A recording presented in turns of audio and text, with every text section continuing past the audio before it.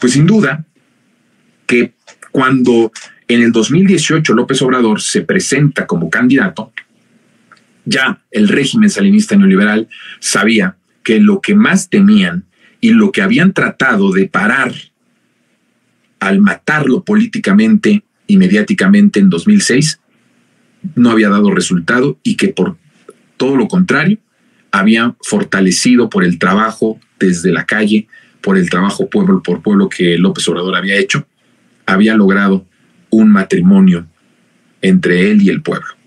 En ese momento, el régimen salinista neoliberal no supo qué hacer. La única salida que el régimen salinista neoliberal tuvo en algún momento para destruir a López Obrador fue matarlo, pero ahora no políticamente, sino matarlo físicamente. Y yo ya he hablado mucho sobre esto en una reunión, un grupo de empresarios, hablando justamente de el miedo que estaba provocando que López Obrador estaba siendo imparable y que iba a ser irremediablemente para ellos el presidente de la República. Hubo algunas opiniones en donde se pusieron a la mesa. Imagínense una escena de los poderosos, de los más poderosos, de los dueños del país, de los que se comieron, devoraron y repartieron al país y que jodieron a la mayoría del pueblo, seguramente sentados tomando de los mejores vinos y de los mejores alcoholes. Alguien de repente dijo: la única salida es deshacernos físicamente de Andrés Manuel. Y me imagino que el silencio en esa reunión, que fue además una reunión documentada por Joaquín López Doria, pues yo les he dicho, los comunicadores de ese régimen son interlocutores de la mafia, son interlocutores del crimen organizado, de la clase política, de los empresarios, de las oligarquías, de los intereses extranjeros. Cada uno tiene un rol, tiene una interlocución, son voceros. Bueno, voceros es una forma bonita de decirlo, ¿verdad? Son vasallos, son pues sicarios de cada uno de esos intereses oscuros. Y en ese momento Joaquín López Dóriga lo dice. En esa reunión se da esa posibilidad de matar al presidente, de deshacerse de Andrés Manuel de manera física, y hubo reacciones de otros que dijeron: esto no es posible. No vamos a meternos en un asunto como este. No vamos a participar en algo como esto. Es totalmente descabellado. No le entramos a esa propuesta. Pero estuvo puesta en la decisión de los que se sentían dueños del país, de los que tronaban los dedos al poder político, el deshacerse físicamente del presidente Andrés Manuel. Imagínense, para llegar a ese momento, ya la desesperación que tenía el régimen salinista neoliberal, para llegar a ese momento, ellos ya sabían que había un matrimonio consumado y un matrimonio estable entre el pueblo y López Obrador. Y lo que más les aterraba de eso es que en ese matrimonio había las clases más pobres, los más empobrecidos, pero también la clase media, y algo que no se pueden recuperar de esto, que es que los jóvenes, los que iban a votar por primera vez de manera abrumadora, iban a votar por López Obrador. La desesperación ante estas cifras, ante estos números estadísticos de las encuestas, eran tan fuertes para ellos que llevan a lo más radical de su acción, el proponer deshacerse físicamente de López Obrador. Si ya se habían, de acuerdo a su estrategia, ya lo habían matado políticamente y mediáticamente y no había funcionado, ahora la forma que sí iba a funcionar, claramente, era matarlo físicamente. Por supuesto, si eso sucedía, no sabemos la repercusión social que esto pudo haber llevado al país. No sabemos cómo iba a ser la reacción de la gente si una de estas acciones, ya no digan ustedes matarlo, solo el tocarle un pelo de su cabello a López Obrador. No sabían tampoco estos empresarios que se negaron a esa estrategia, no sabían ellos qué podía provocar socialmente. No porque estos que se opusieron no tuvieran también el deseo en el alma y en el corazón, porque son monstruos, yo lo he dicho, son monstruos. No porque ellos tampoco quisieran o no quisieran deshacerse físicamente de López Obrador, por supuesto que sí, pero no habían pensado un poquito más que los otros y habían dicho, si nosotros tocamos a López Obrador en un matrimonio tan fortalecido como este, en donde el sector joven y el sector de la clase media y el de los más pobres está con él, está matrimoniado con él, no sabemos qué reacción. Y además creo que tuvieron razón, porque no sabían las consecuencias de tocar a López Obrador en ese momento. A mí me parece que iba a ser una cuestión completa de desestabilización, un estallido social y una rabia popular impresionante, el que siquiera lo hubieran tocado o se hubieran atrevido a tocarlo. Por eso no prospera el plan. Pero imagínense ustedes, ¿por qué puedo decir que en ese momento el matrimonio era un matrimonio muy fuerte entre el pueblo y López Obrador, que les causaba pavor? Pavor que se convirtió en realidad a 5 años después de que gana la presidencia de la República. Sus peores pesadillas, sus peores temores, a lo que más rabia, a lo que más enojo les causaba, se cumplió, se convirtió en realidad. Y en ese momento deciden no tocarlo. Y entonces López Obrador, con un apoyo impresionante popular, arrasa en las elecciones y se convierte en el presidente de la República. Y cuando llega dice, no va a haber divorcio, no va a haber separación.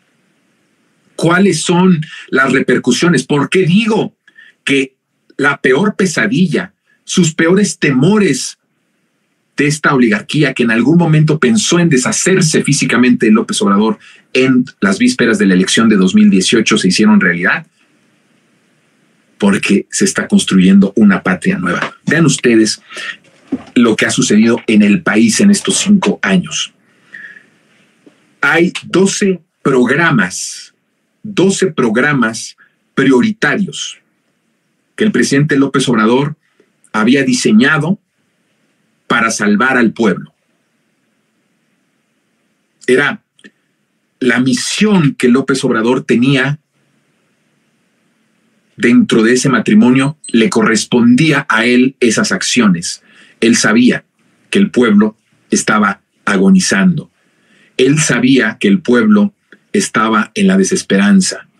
Él sabía que no nos quedaba mucho tiempo como país independiente.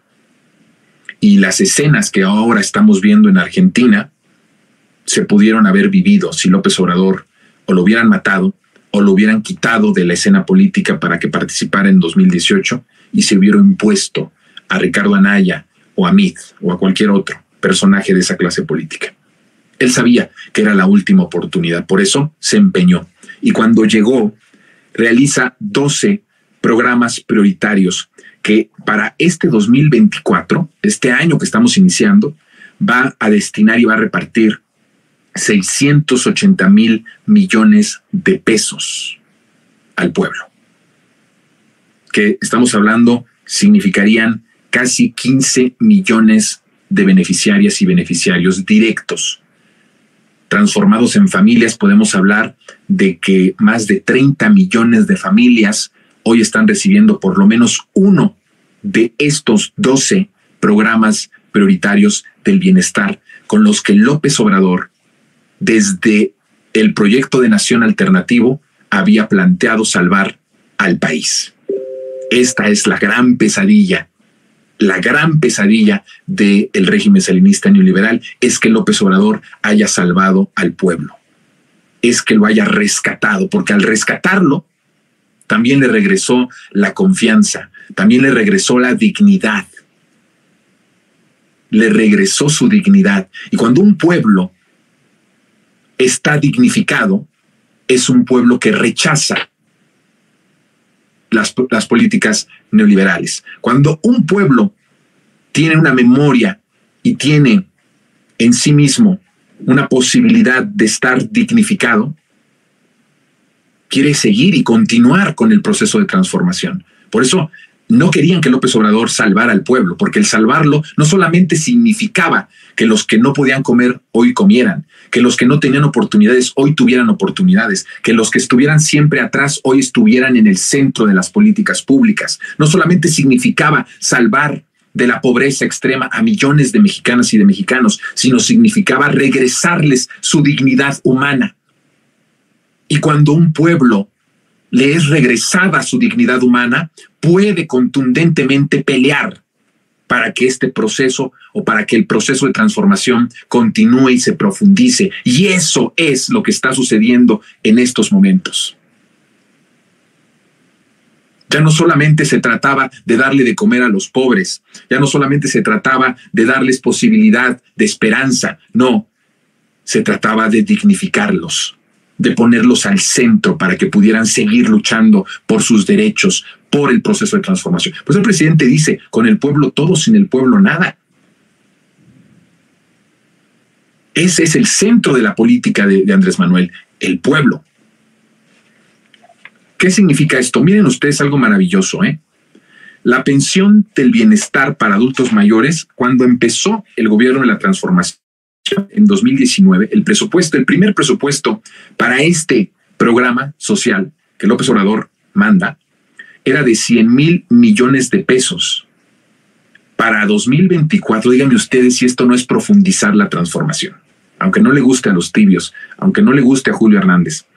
Presupuesto 2024, 465,000 millones de pesos. Estamos hablando de un aumento de muchísimo, está triplicado. Al inicio 100,000 millones, ahora 465,000 millones. Vean ustedes el presupuesto para las personas con discapacidad. Esto es hermoso. 8,500 millones de pesos empezó en 2019 el presupuesto.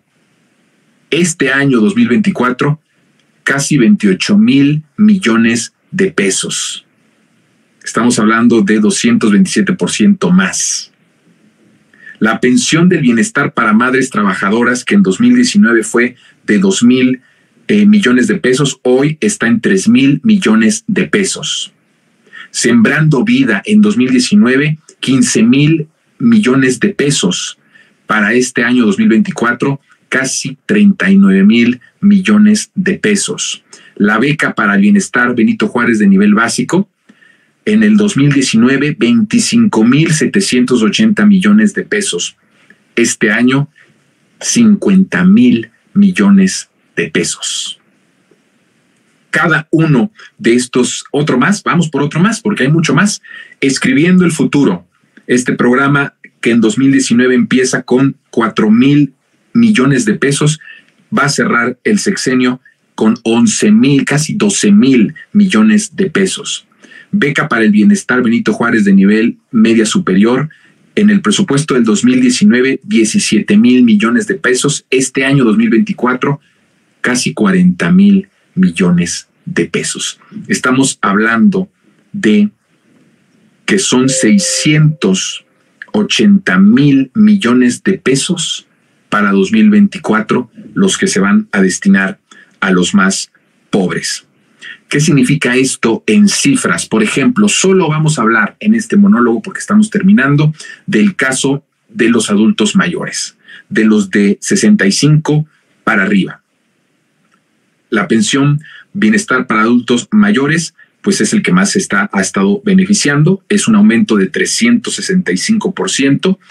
En el 2020 había 9 millones de adultos que se beneficiaban. Para este 2024 está alcanzando casi los 12 millones de personas alcanzadas.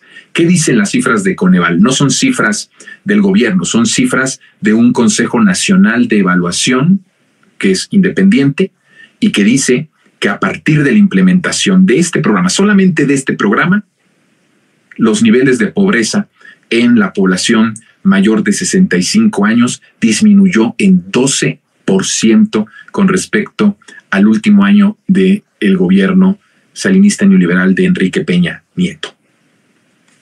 Son los frutos de un matrimonio que llevó muchísimo tiempo construir, que llevó muchísimos obstáculos que destruir y que hoy da fruto, como todas las relaciones, querida audiencia resentida, sus relaciones de amistad, sus relaciones de pareja íntima, sus relaciones con su familia. Cuando hay una buena relación, cuando hay un buen interés por parte de los dos, cuando cada una de las partes hace lo que le corresponde, cuando hay amor de por medio, toda relación, cualquiera que ésta sea, puede prosperar y tiene frutos. El matrimonio social, político, espiritual que el presidente ha tenido con nosotros, con su pueblo,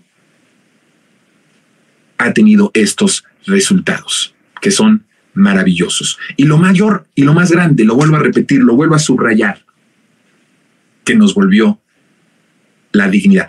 ¿Cómo le devuelves la dignidad a una persona que no tiene esperanza? Convirtiendo esa esperanza en acciones políticas visibles, concretas. Una vez que esto sucede, esa esperanza se convierte en realidad. Esa esperanza se convierte en dignidad, y esa dignidad es la que hoy tiene de nuevo amenazado al régimen salinista neoliberal, para que en esa disputa que vamos a tener en 4 meses salgamos esperanzados, transformados, dignificados, a construir un segundo piso de la transformación. Es maravilloso el poder entender en esta magnitud de relación. Me parece inédito en el mundo la complicidad que López Obrador ha logrado con el pueblo de México. Son de esos fenómenos sociales poco vistos, pero siempre ambicionados por todos los líderes políticos. La gran diferencia entre los líderes políticos que lo han deseado en México y en el mundo es que la mayoría de las veces, si no es que todas, esa ambición por tener un matrimonio y una relación tan poderosa como la que tiene López Obrador con el pueblo es para el beneficio de los intereses que representa. El gran momento de México es que llegó una persona, una que no pensó en él antes que en el país entero.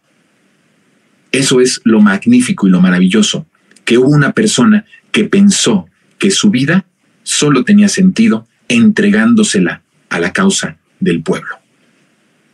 La suerte, la bendición de este bendito pueblo, de esta bendita nación, de que haya nacido una persona que tuviera este pensamiento, completamente ajeno a la mayoría de los líderes, y que utilizara todo su poder, toda su legitimidad, todo su respaldo para salvar al pueblo.